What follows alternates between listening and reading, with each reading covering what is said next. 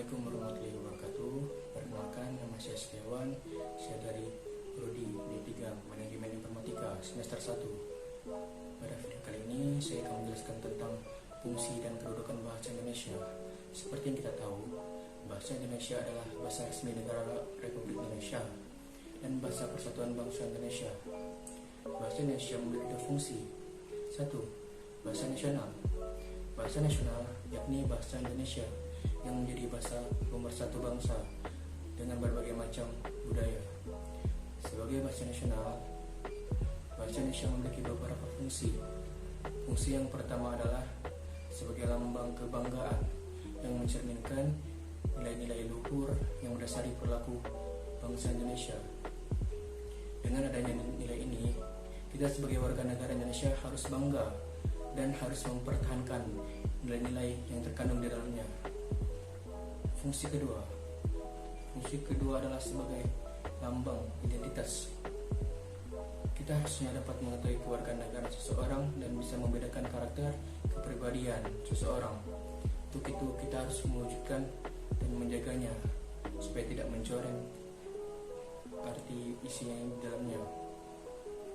Fungsi ketiga adalah sebagai alat pemersatu berbagai suku bangsa yang merupakan perantara untuk menyatukan beragam suku bangsa dengan latar sosial dan bahasa dalam kebangsaan Indonesia. Fungsi keempat adalah sebagai alat pengantar antar daerah dan antar budaya yang berguna untuk berkomunikasi satu sama lain supaya tidak terjadi kesalahpahaman.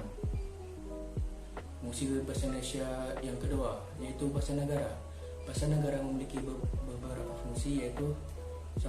Bahasa resmi kenegaraan yang berfungsi untuk seluruh kegiatan kewarganegaraan dan penyelenggaraannya harus menggunakan bahasa Indonesia. Fungsi yang kedua, bahasa pengantar di dunia pendidikan.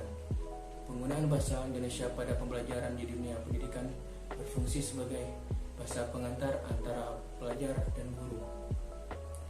Fungsi ketiga, sebagai alat penghubungan pada tingkat. Dalam hal ini, bahasa Indonesia sebagai alat penghubung di dalam masyarakat yang sama latar belakang sosial, budaya, dan bahasanya. Fungsi keempat adalah sebagai alat pengembangan kebudayaan dan iptek. Bahasa Indonesia dalam hal ini berfungsi sebagai akar dan produk budaya yang sekaligus berfungsi sebagai sarana berpikir dan sarana pendukung pertumbuhan dan perkembangan ilmu pengetahuan teknologi.